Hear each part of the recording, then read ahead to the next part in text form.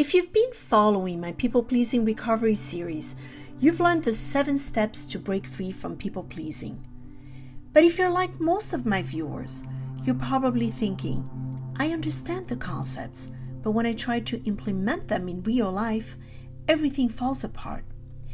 Today we're going beyond the basics. This is the deep work. The techniques are simple, but the emotional work is complex.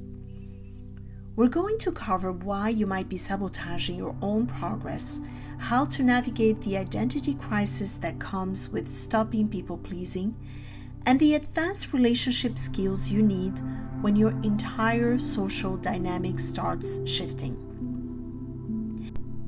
This isn't just about saying no. This is about rebuilding yourself from the ground up. People-pleasing recovery can feel like dying, and I don't mean that dramatically. I mean it literally triggers your nervous system's survival responses. Here is why. Your people-pleasing patterns weren't random. They developed as a survival strategy, probably in childhood, when your emotional or physical safety actually did depend on keeping others happy. Your nervous system learned, if I displease them, I might be abandoned, rejected, or harmed. So when you start setting boundaries as an adult, your nervous system doesn't understand that you're safe now.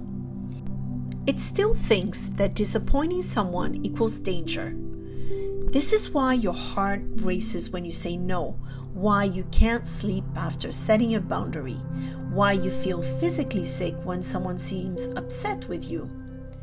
Your people-pleasing isn't a character flaw, it's trauma adaptation, and healing trauma takes more than learning new scripts. The first step in deep recovery is recognizing that your body will resist change, even positive change, because it's trying to keep you alive. When you understand this, the panic makes sense. When the panic makes sense, you can work with it instead of against it. Practice. When you feel that familiar anxiety after setting a boundary, place your hand on your heart and say to your body, thank you for trying to protect me. I'm safe now. I can handle their disappointment. This isn't positive thinking. It's nervous system regulation. Here is what happened to Sarah, one of my clients. 3 months into people-pleasing recovery, she called me in tears. I don't know who I am anymore. I used to be the helpful one, the reliable one, the one everyone could count on. Now I feel like a stranger to myself.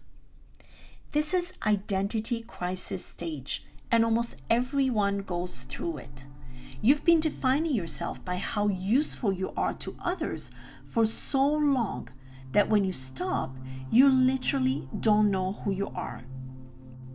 People pleasers often have what I call a helper identity. Your entire sense of worth comes from being needed. So when you start saying no, when you stop rescuing everyone, when you let people solve their own problems, you feel empty, purposeless, even selfish. But here is the truth. You were never actually helping from a pure place.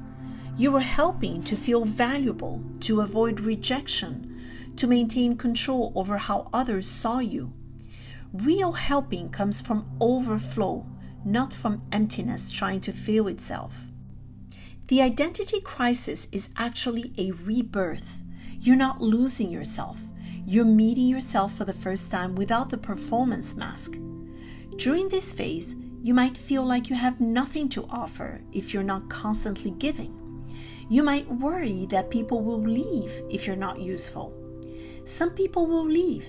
That's not a bug, it's a feature. The people who only valued you for what you could do for them were never actually in relationship with you.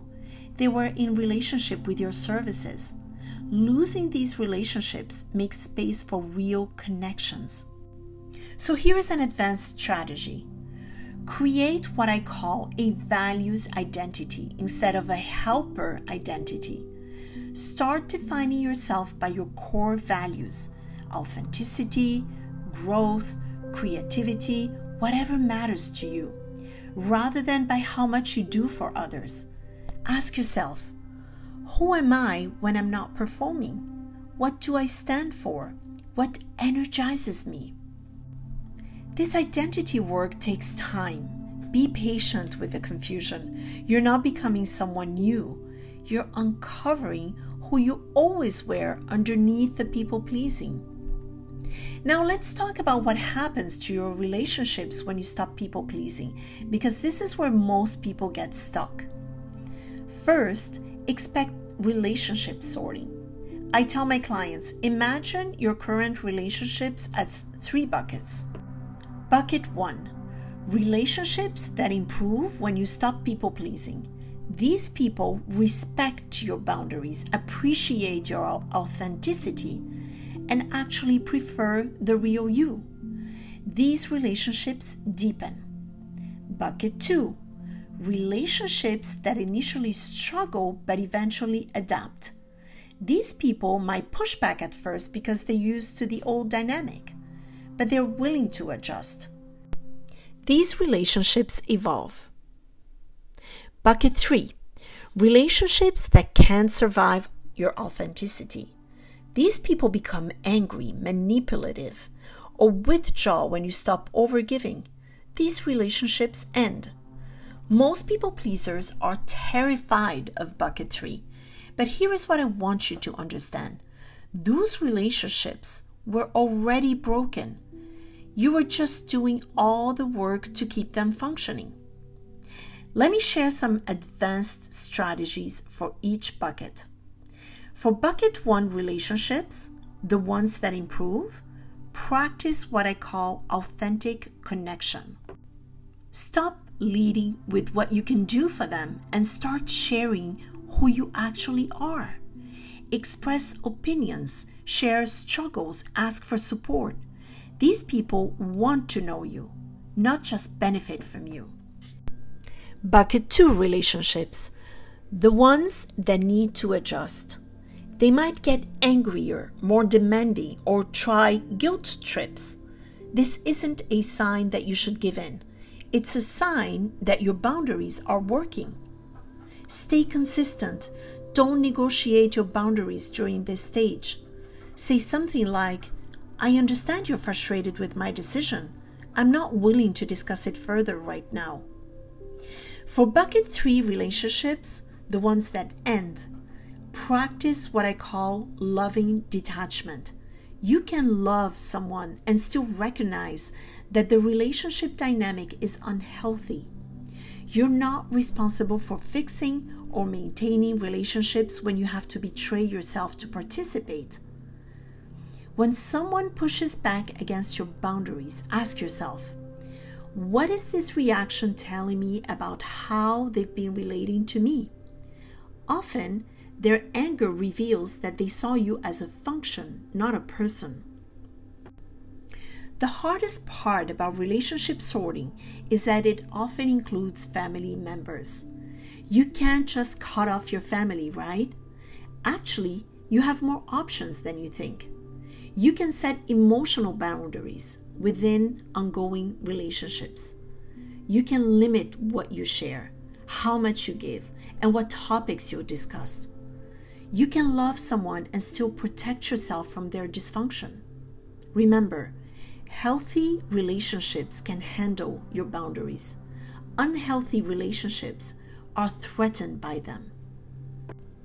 One of the most common questions I get is, how do I know if I'm helping someone because I want to or because I'm people-pleasing?